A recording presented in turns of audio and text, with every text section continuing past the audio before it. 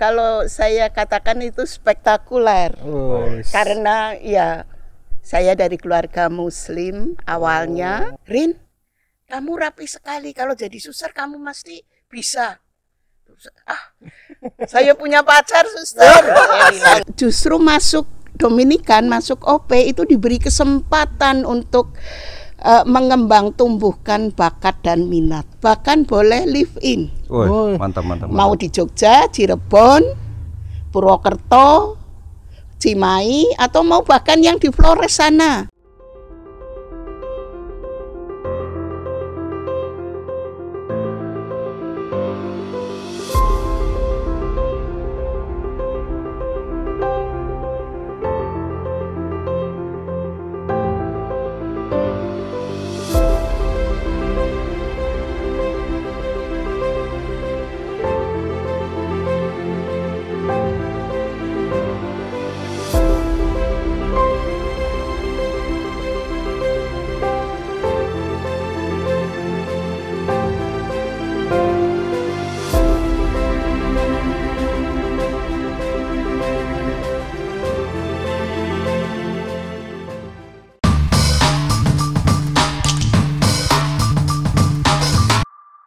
Salam Malahim, salam sejahtera, salam semangat sehat. Bersama kami Amor Fatih di sini. Saya Franz, saya Willy, saya Suster Lucia OP. Kali ini kita mau mengangkat tema tentang panggilan biarawati seorang suster, kebetulan dari kongregasi mana sudah? Dominikan OP. Oke. Untuk lebih jelasnya kita mau kepoin, kita dengerin sharing dari beliau. Silakan suster. Saya Suster Lucia OP. Di dalam Indonesia ini kami disebut kongregasi, tetapi kami mempunyai keluarga besar, yaitu Ordo Dominikan atau Ordo Predikari. Maka di situ kami disebut Suster OP. Suster tugasnya kalau di Panti Asuhan Pondok Siboncel ini? Mulai sejak 1 Agustus saya supaya mengasuh cucu-cucu, jadi pimpinan panti di sini. Benar. Ibu bagi anak-anak ya? Iya. Oh ya suster, ini kan ceritanya kita mau angkat tentang panggilan iman nih suster. Iya. Bisa cerita sedikit nggak? Awal mulanya suster tuh ada rasa terpanggil atau perasaan bagaimana untuk kok tiba-tiba ujuk-ujuk ijik-ijik suster langsung mendaftar sebagai biarawati. Sebenarnya prosesnya kalau saya katakan itu spektakuler. Karena ya saya dari keluarga muslim awalnya. Kemudian saya dibesarkan, ibu bapak saya itu taat. Sehingga sudah biasa bangun pagi untuk sholat subuh. Pada waktu saya besar, saya melihat situasi dan ya saya pernah ikut pertandingan lah, baca Al-Quran kecil-kecilan. Karena memang di rumah diajari. Saya bisa, saya hafal. Kemudian saya remaja, saya ikut. Tetapi saya kalah. Kekecewaan saya waktu itu yaitu mungkin kalah, terus saya cari-cari. Oh, ceritanya pada saat ada kejuaraan MTQ ya? Iya, tingkat kelurahan. Terus suster ceritanya kalah, iya, terus down. Iya, down. Jadi patah cinta. Tapi cita-cita suster waktu kecil apa sih sus? Sebenarnya saya citanya pengen jadi jurnalis. Jadi tapi ingin sampean ya? Iya.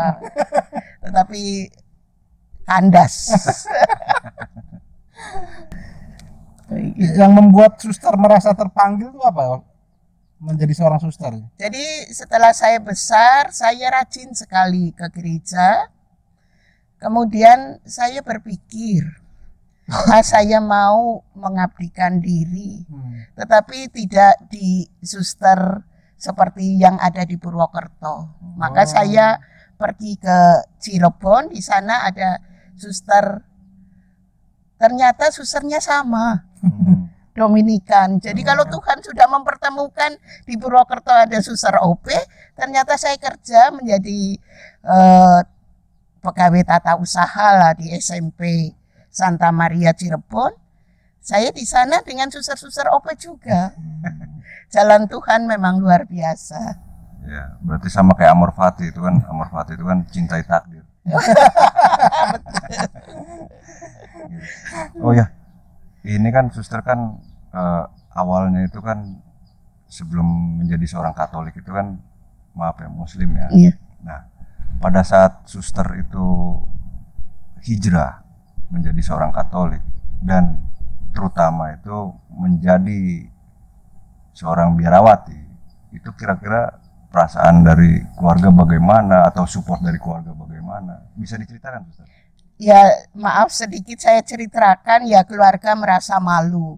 Pada waktu saya pindah, ya saya dimarahi habis-habisan orang tua. Tetapi karena saya niatnya baik, saya punya ya katakan sopan santun atau tingkah laku yang ya kebetulan di dalam keluarga saya punya 3 kakak laki-laki, 3 adik laki-laki lah. Saya perempuan sendiri disayang. Sehingga pada waktu pergulatan iman memang orang tua sangat marah dan saya pun merasa bersalah.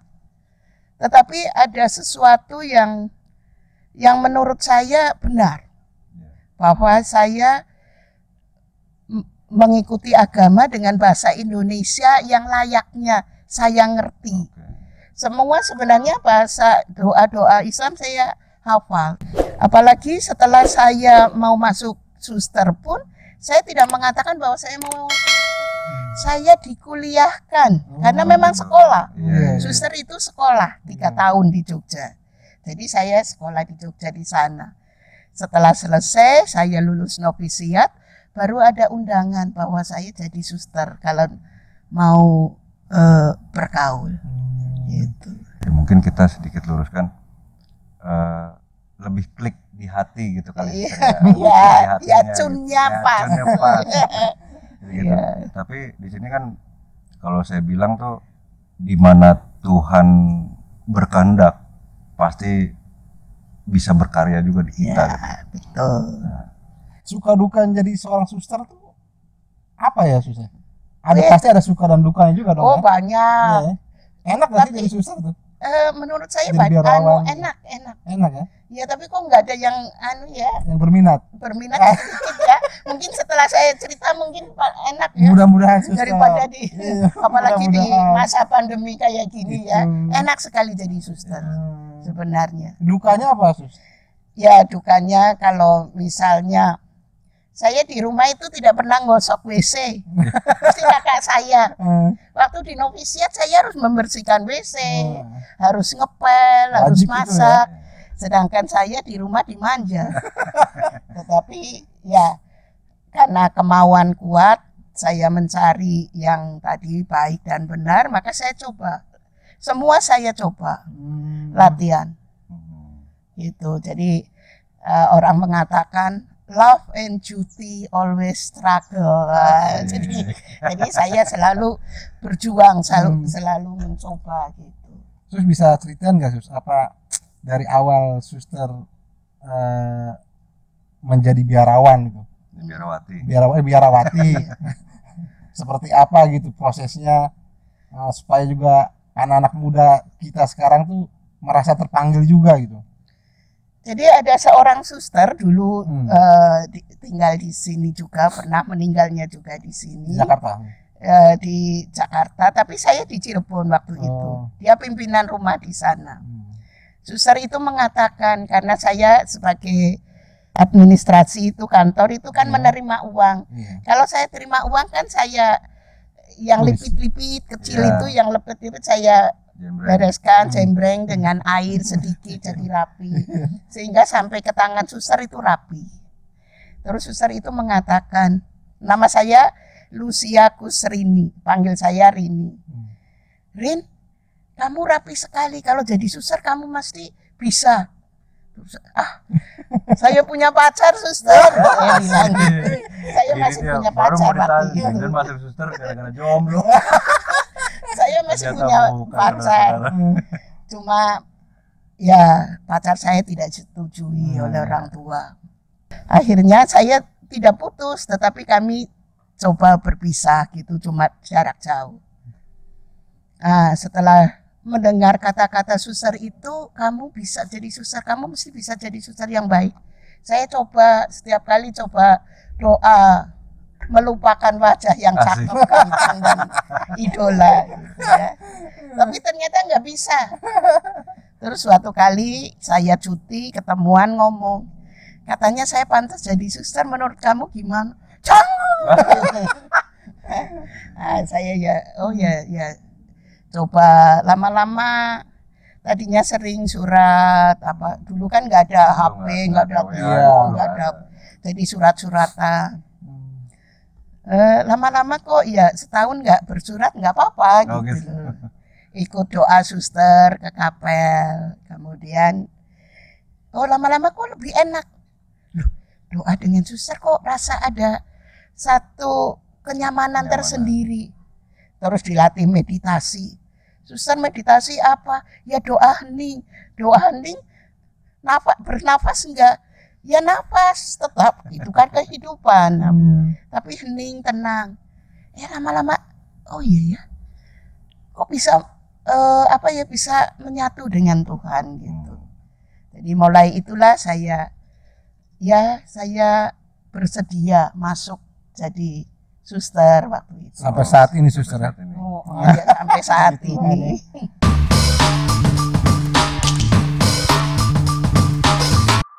Oh ya, gini suster.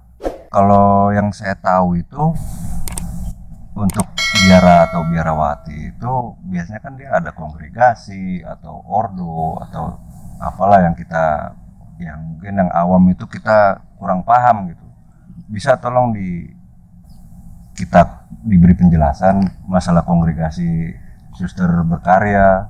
Jadi saya masuk pada ordo, jadi anggota ordo. Jadi kami OP itu Ordo Predicatorum. Kalau yang disebut ordo adalah berdiri sebelum abad 15. Sedangkan ordo atau Dominikan itu berdiri abad 12. Nah, kami masuk dalam ranah ordo Familia Dominicana. Jadi dulu disebut ordo pertama untuk pater, ordo kedua untuk kontemplatif, ketiga kami kontemplatif aktif. Tetapi sejak kapital di Meksiko tahun 1987, sekarang menjadi satu keluarga besar, tidak dipisah-pisah ordo pertama, ordo kedua, ordo ketiga, tidak. Tetapi Familia Dominicana. Kami mempunyai induk pendiri adalah di Nijmegen di Belanda. Tapi ternyata setelah dikaji, ditelusuri bahwa pendiri kami bukan langsung Bapak Agung Santo Dominikus, tetapi pengikut-pengikutnya, yaitu Pater Dominikus van Celan. Dengan ada satu suster namanya Suster Lodovica Geisel. Nah, dari situ kami mencoba, sekarang lagi persiapan kapital untuk memproses kembali konstitusi. Nah, jadi tapi kami karena sudah diafiliasi tahun 1987, jadi digabungkan dengan ordo, maka tetap kami menyandang OP, Ordo Pewarta. Sedangkan di Indonesia sebenarnya sejak masuk tanggal 8 Oktober 1931, kami adalah dari keluarga Kudus dari Belanda itu. Nah, masuk, kemudian kami diberi kesempatan untuk memproses karena link untuk Belanda, bahasa, dan kesulitan secara admin, maka menjadi mandiri. kami mengadakan kemandirian. Jadi tanggal 12 Desember 1988 kami mandiri. Maka semuanya menjadi independen. Nah, jadi kami sebenarnya kongregasi suster-suster Santo Dominikus di Indonesia yang mempunyai perlindungan adalah Keuskupan Bandung. Jadi rumah induk kami ada di Cimahi. Iya, gitu. Jadi, tetapi kalau secara internasional memang kami diikutkan ordo, digabungkan, diafiliasi. Tetapi kalau mau ranah Indonesia kami kongregasi. Gitu. Terus kalau untuk masalah bicara karya ya? Iya. Karya untuk biarawati itu seperti apa ya istilahnya, biar teman-teman kaum muda nih jika memang ada rasa ketertarikan atau biar tahu nih, nanti kalau misalnya jadi biarawati ntar nggak bisa kerja lagi, nggak bisa istilahnya berkarya untuk pekerjaan atau bagaimana, bisa dijelaskan kira-kira dengan untuk senang hati ya. Jadi sebenarnya justru masuk Dominikan, masuk OP itu diberi kesempatan untuk mengembang tumbuhkan bakat dan minat. Jadi yang punya kemampuan IT, kemampuan manajemen atau apa saja difasilitasi oleh kongregasi, maka nanti dituntun ke sana. Jadi kalau yang senang jadi guru atau senang jadi perawat, bahkan kami menyekolahkan dokter. Artinya nggak terkekang juga suster ya? Oh enggak, karena Dominikan itu lintas batas. Karena punya semboyan itu kan penyelamatan jiwa-jiwa, rindu akan keselamatan diri sendiri dan keselamatan orang lain. Maka yang diemban atau yang ditugaskan itu oleh pimpinan, oleh dewan pimpinan itu dilihat, oh ini pemudi ini atau suster muda ini punya bakat ke sana, punya kemampuan ke sana, maka diarahkan dia gitu. Jadi pimpinan kami sangat bijaksana, dewan pimpinan, sehingga dimungkinkan untuk berkembang tumbuh sesuai dengan hal-hal yang positif. Ya, berarti nggak perlu khawatir tuh, Plan. Nggak perlu khawatir. Bebas tanpa batas, tapi tetap ada koridor. Iya, Tuh ingat teman-teman atau semuanya, kita untuk menjadi biarawan atau biarawati itu nggak terkekang istilahnya, nggak bisa berkarya. Justru di sini ada wadahnya untuk mengapresiasikan apa yang kita punya, justru malah didukung. Oke, ini lagi suster, kalau nih ada teman-teman kaum muda yang mau bergabung atau tertarik atau ada panggilan untuk ke kongregasi Dominikan ya, suster, iya, itu bisa lihat link apa atau cari infonya gimana, itu gimana suster? Sebenarnya ada website juga di novisiat atau Dominikan punya, nanti bisa Bisa dilihat di sini ya suster ya. Tapi yang lebih cepat bisa dikontak adalah pimpinannya Suster Fidelia OP. Nomornya berapa suster? Nomornya 0821 3449 5501. Oke, jangan lupa dicatat, kontak, terus cari-cari tahu tuh, kepoin kira-kira gimana. Bahkan di sana banyak suster-suster muda-muda yang cantik-cantik, imut-imut. Pasti kalau lihat di novisiat kami, aduh, welcome. Tapi kalau dari suster bisa ngasih pandangan buat orang tua gitu loh, orang tua yang kemungkinan khawatir untuk anaknya terlibat dalam panggilan iman, bagaimana suster? Sama sebenarnya, kebanyakan orang tua itu mendoakan anak muda jadi suster, tapi anaknya orang lain, anaknya sendiri jangan.